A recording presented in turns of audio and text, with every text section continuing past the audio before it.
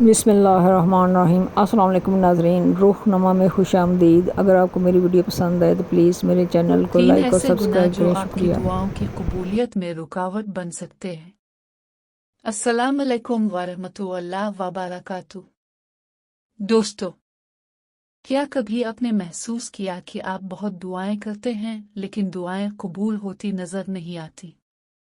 آج کی ویڈیو میں ہم ایسے 3 اعمال کے بارے میں بات کریں گے جو انسان کی دعاؤں کی قبولیت میں رکاوٹ بن سکتے ہیں۔ پہلی بات، حرام کمائی۔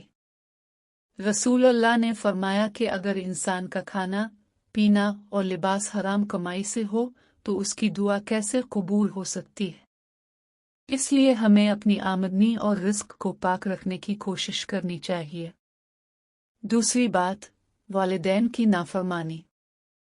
والدین کی ناراضگی انسان کی زندگی سے برکت کو ختم کر دیتی ہے۔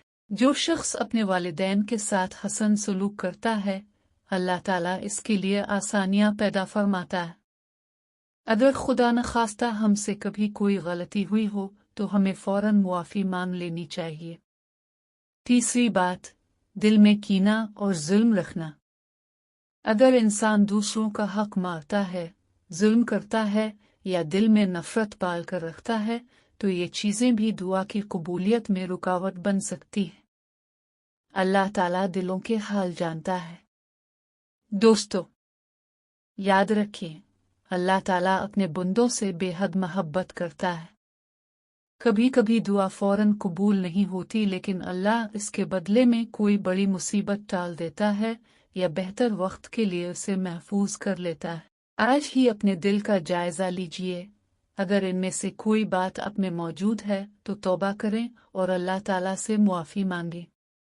اگر آپ کو یہ ویڈیو پسند آئی ہو تو اسے ضرور شیئر کریں تاکہ زیادہ سے زیادہ لوگ اس اہم پیغام سے فائدہ اٹھا سکیں۔